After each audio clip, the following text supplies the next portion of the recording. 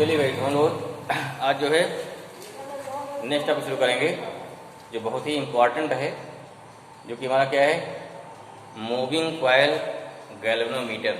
ठीक है, जो आप प्रैक्टिकल काम करेंगे, जैसे आपका प्रैक्टिकल है, मीटर ब्रिज है, पोटेंशियोमीटर है, उसमें यूज होता है गैल्वेनोमीटर।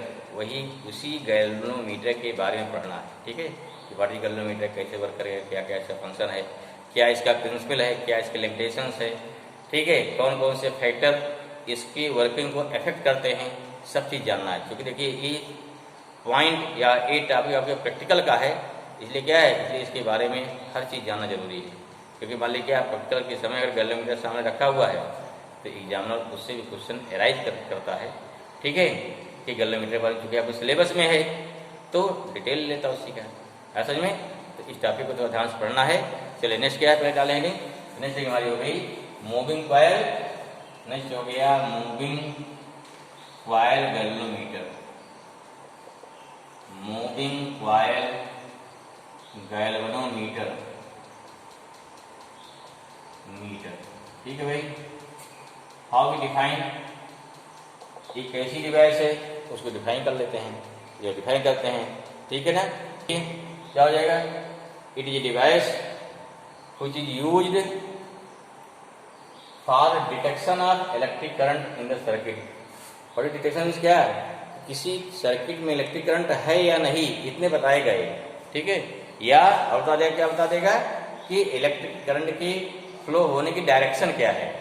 ठीक है, लेफ्ट टू राइट या राइट टू लेफ्ट, जो चीज है, क्या बताएगा कि this it can detect electric current in the circuit, अर्थात सर्किट में करंट है या नहीं ये बताएगा।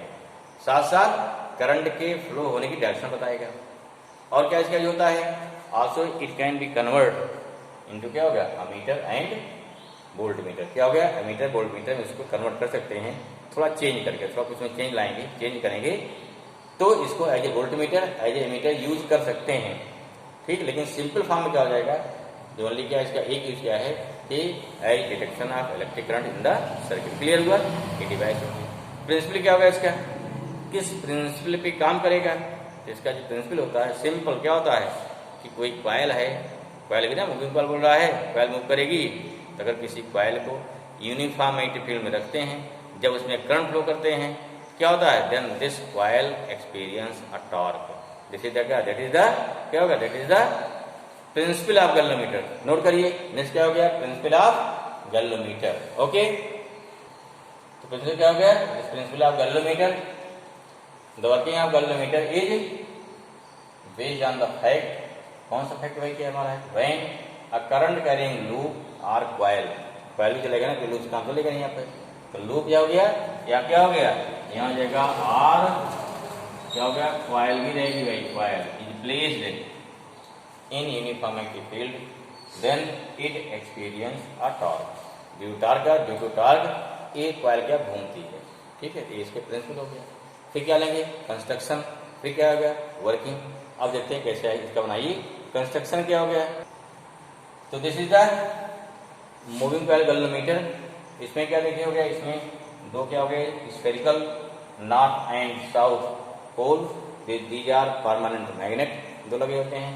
और यहाँ क्या, यहाँ एक स्फेरिकल शार्प आयरन पोल लगा होता है, इसी पर क्या कॉपर वायर राइट होता है, कॉपर वायर कॉइल बनी होती है, और बीच में क्या स्प्रिंग लगी होती है, जिससे क्या, और जिससे अगर मतलब घूमे स्प्रिंग फिर से क्या है, उसको लाता है पॉइंटर को इनिशियल पोजीशन पर। इसके कॉइल के सेंटर से क्या लगा होगा, पॉइंटर, और एक पॉइंटर जो है स्केल पर मूव करता है। ठीक है, बीच में का जीरो, इधर का प्लस, इधर क्या होगा माइनस, दोनों तरफ होता है डिफरेंस का, क्या होता है, सेंटर के दोनों होगा। ठीक, करंट इधर फ्लो हो रही है या इधर फ्लो हो रही है, मुझे करेगा। ठीक है, इससे क्यों बनाया गया स्फेरिकल, जिससे लूप या जो हमारा कॉइल है, इस कॉइल से मैग्नेटिक फील्ड लाइन कैसी रहेंगे, परपेंडिकुलर रहेंगी। अगर कॉइल से मैग्नेटिक फील्ड लाइन परपेंडिकुलर रहेगी तो इक्वल टू क्या होता है, M B sine theta, theta हमेशा 90 रहेगा। तो कॉइल की ईच एंड एवरी पोजीशन पर हमारा टॉर्क क्या हो गया, मैक्सिमम होगा, टॉर्क इक्वल टू हमेशा क्या, मैक्सिमम। क्लियर हुआ। ठीक है, ये हमारा this is the construction of क्या हो गया, कंस्ट्रक्शन ऑफ गैल्वेनोमीटर।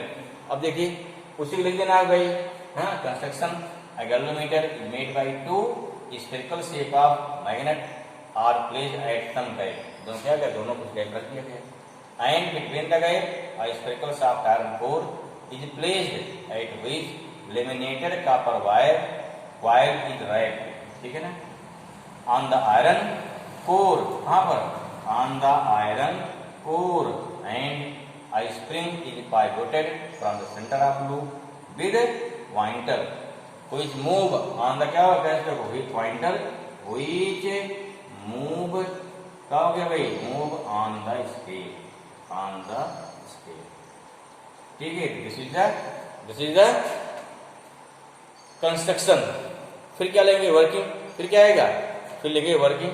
वर्किंग क्या, जैसे इसमें करंट क्या है, wire current flow in the coil, then this coil experience a torque and due to torque this loop क्या है, स्टार्ट टू रोटेट हो गया। और क्या, वर्किंग होगी हमारी, ओके ना, नोट लीजिए, वर्किंग लिखिए भाई। तो दिस इज वर्किंग। सेम क्या हो रहा भाई, वर्किंग व्हेन करंट फ्लो और passes from the coil of galvanometer, current flow is से, then it experience a torque, कौन, इसमें क्या, जैसे कॉइल में करंट फ्लो होगी, क्योंकि आप मैग्नेटिक फील्ड पहले लगी हुई है, क्या मैग्नेटिक फील्ड मान लीजिए, मैग्नेटिक मान लीजिए बी है, ए मैग्नेटिक फील्ड क्या है, पहले लगी हुई है, जिससे क्या हो गया, जिससे मैग्नेटिक फील्ड की वजह से यहाँ क्या हो गया, यहाँ पर एक लगेगा, टॉर्क लगेगा, therefore coil rotate and the pointer is also rotate, क्यों भाई, क्योंकि ये जो इसके सेंटर से बधा हुआ ना, rotate and pointer is also rotate which pivoted from center of coil and the direction of rotation depends upon direction of flow of current in the coil, ठीक है। when current मान लीजिए ऑफ कर देते, क्या हो गया, when current off in the coil then the spring bring at its initial state due to क्या, restoring force, यहाँ क्या बल बनी होती है, एक स्प्रिंग बनी होती है जो फिर से इसको लाएगा इनिशियल स्टेट पर। क्लियर हुआ ऐसे में, तो क्या हो गया, वर्किंग। अब इसका जो मैथमेटिकल पूरा टर्म होगा उसे क्या बोलेंगे, उसे बोलेंगे थियरी। ये ध्यान रखिए, एग्जाम में जो पूछा जाएगा वही लिखना है आपको है। अगर पूछ दिया राइट द प्रिंसिपल थियरी, तो वही लिखिए, बाकी छोड़ दीजिए। लिखवा सारा दे रहे हैं, लेकिन एग्जाम में वही लिखना है जो आपसे पूछा जाएगा। क्लियर हुआ, अब आ जाओ लिखो थियरी पर, ठीक है ना। थियरी क्या हो जाएगी हमारी, थियरी में जो इसमें फ्लो जो चीज हो रहा है उसी मान लेना। क्या मान लिया हमने, लेट कैपिटल क्या हो गया, number of current in the coil, I क्या है, total current flow in the coil, जो करंट यहाँ दी जाएगी इसमें जो नापा जाएगा। बी क्या है, magnetic field due to magnet, जो लगा तो ना पूरा मैग्नेट, मैग्नेटिक फील्ड हो गई। एंड ए एरिया कॉइल अगर हो गई, तो क्या हो गया, when current passes from the coil then torque experience by coil due to flow of electric current, torque equal to कितना हो गया, N I A B sine 90। क्यों 90 क्यों होगा, because magnetic field is radial. Radius क्या होती है, radius हमेशा क्या होती है, सर्कमफेरेंस क्या होती है, परपेंडिकुलर 90 डिग्री होती है। Clear, okay. जैसे torque equal to N I A B sine 90, पीछे पड़ चुके, टॉर्क मामला होता है 91 start to torque equal to N I A B. अब यहाँ क्या है, यहाँ सेंटर पे इसमें बधी हुई है, इसमें रोटेट कर जाएगी। अगर इसमें रोटेट कर गई तो उसमें क्या, उसमें एक रोटेशनल रीस्टोरिंग फोर्स जनरेट होगा। That's why due to the rotation of coil the restoring torque generate in the spring which pivoted at the centre of coil. Torque equal to कितना हो गया, डी के थीटा। दो torque same है ना, दो torque क्या है, सेम भाई, अलग थोड़ा है, क्योंकि इसी जो घूमी, जो हमारे कॉइल घूम रही है, कॉइल घूमने से यहाँ रे क्या हो गया, यहाँ पर रोटेशनल टॉर्क जनरेट हो रहा है। Since rotational torque generate due to rotation of coil, that's why क्या होगा, देयरफॉर आएगा पोजीशन ऑफ, क्या करते हो, पोजीशन ऑफ इक्विलिब्रियम। जहां जा रुकेगा कहीं ना जाके क्या हो जाएगा भाई, यहाँ कितना हो गया, यहाँ हो जाएगा हमारा के थीटा इक्वल टू कितना है भाई, यहाँ हो गया के थीटा इक्वल टू आ गया एन आई ए बी, या थीटा कितना आया, एन ए बी अपॉन के इंटू आई, अर्थात क्या हो गया, थीटा हो गया डायरेक्टली प्रोपोर्शनल टू क्या हो गया, current I. This means what, this means the deflection produced in the pointer is directly proportional to current from the coil. Thus क्या हो गया, thus deflection ना, deflection produced in the coil, in the pointer ना, in the pointer is directly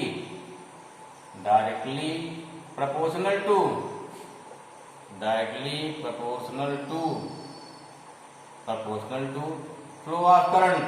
क्या हो गया? Flow of current in the coil. Clear हुआ? This is the theory. क्या हो गया? ये हमारी थ्योरी हो गई किसकी? ये थ्योरी हो गई आपकी मूविंग कॉइल गैल्वेनोमीटर की। है समझ में? समझ में आया? चलिए अब क्या था उसका अगला पॉइंट क्या रहेगा? अब थ्योरी का खंड खत्म हो गया आपके। अब नेक्स्ट आएगी उसके बाद sensitivity. Sensitivity of galvanometer. What is sensitivity? Sensitivity क्या होती है?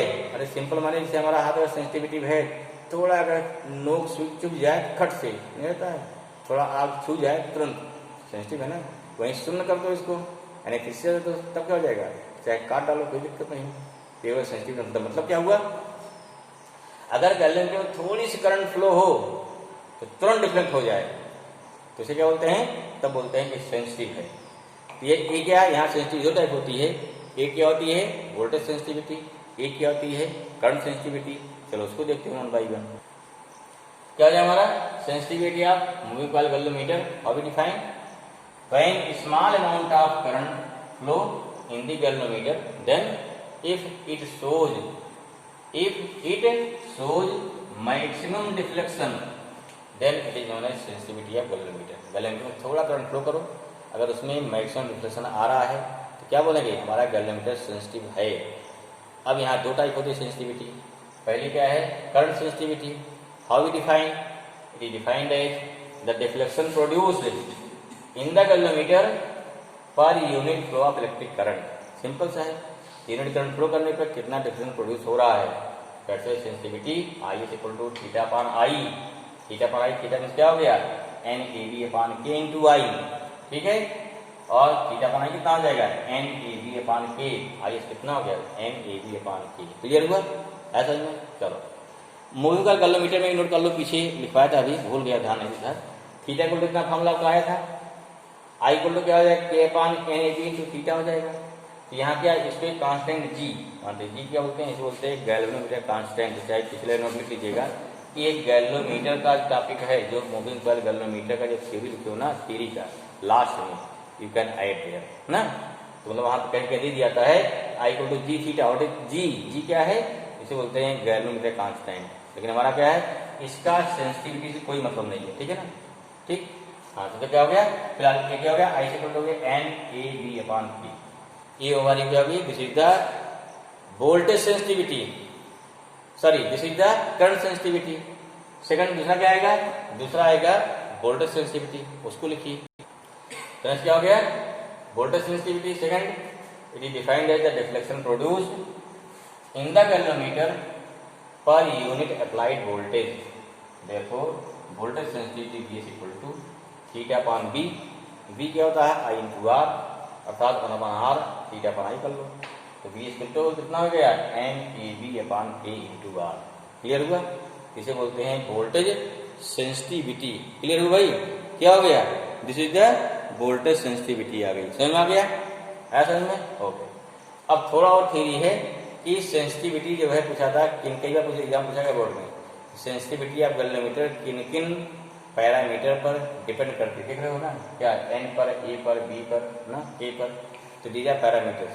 ठीक है, ये क्या है? पैरामीटर पर डिपेंड करती है। देखो आज डिपेंड नहीं करते, क्यों? क्योंकि अगर वोल्टमीटर जो हमारा आता है, जहाँ की वोल्टमीटर क्या होता है? वोल्टमीटर का जितना R ज्यादा रहेगा उतना अच्छा वोल्टेज नापता है। R हमारा इन्फिनिटी होता है, मैक्सिमम R चाहिए, लेकिन मेन पॉइंट क्या होता है? NAB अपॉन K होता है, 3 होता है। जिस पे क्या? जिस पर सेंसिटिविटी हमारी डिपेंड करेगी। नेक्स्ट लोडिंग वाला क्या है?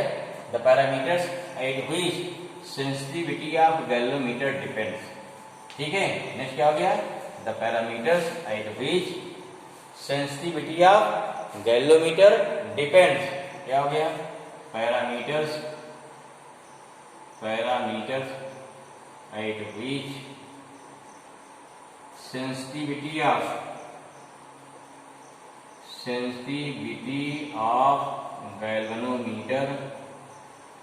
Galvanometer depends. चलिए भाई देखो कौन सा पैरामीटर है। ठीक है, कौन कौन देखते हैं? कौन कौन पैरामीटर लिखिए वन बाई वन। क्या हो गया, पहला पॉइंट हमारा क्या, नंबर ऑफ टर्न एन ना, इसमें sensitivity of galvanometer is increases as increase of number of turn the coil but it has a certain limit because beyond this limit, ज्यादा भारी हो जाएगा, क्या ज्यादा टर्न लपेट दिया, द कॉइल बिकम बल्की या भारी हो जाएगा, therefore sensitivity of galvanometer is decreases. Formula क्या था अपने, सेंसिटिविटी क्या था, I S N B A upon क्या था के, वोल्टेज क्या था V equal to N B A upon कितना हो गया, ए अपान कितना था पे R, sorry K into R, K into R, clear होगा। चलिए दूसरा क्या हमारी हो जाएगी, एरिया लेते नंबर 2 लीजिए, सेकंड क्या लेंगे नंबर 2, नोट करिए नंबर 2 हो गया एरिया ऑफ लूप या कॉइल, क्या हो गया नंबर 2 हो गया एरिया ऑफ कॉइल, फिर देख लो ना एरिया ऑफ कॉइल बढ़ाइए तो बात क्या, देखो इस बार इतना एरिया था यहाँ देखो इस हिसाब से ना, अगर एरिया बढ़ेगी ना इसकी तो नो डाउट ठीक है सेंसिटिविटी बढ़ेगी, लेकिन बहुत ज्यादा एरिया कर दिया तो इसके पोल क्या बहुत दूर दूर हो जाएंगे, तो अगर पोल दूर दूर हो गए तो मैग्नेटिक फील्ड यूनिफॉर्म नहीं रहेगी, तो मैग्नेटिक फील्ड यूनिफॉर्म नहीं रहेगी, समझ में आया ना।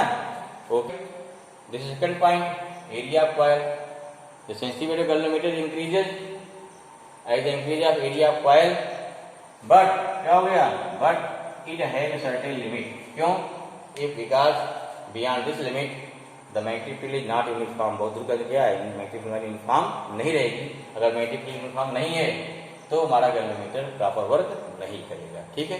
चलो तीसरा थर्ड पॉइंट क्या, तो थर्ड क्या हमारा हो गया मैग्नेटिक फील्ड, क्योंकि मैग्नेटिक फील्ड भी ऊपर है फार्मूले में, sensitivity of galvanometer is increases as increase the magnetic field but it have a certain limit, क्या लिमिट है इसकी है, सर्टेन लिमिट हो गया, because beyond this limit of magnetic field the atoms of coil may be ionize, अगर coil के atom ही ionize जाएंगे तो क्या कॉइल बेकार होगी हमारी, ये भी ध्यान देना है, समझ में आया।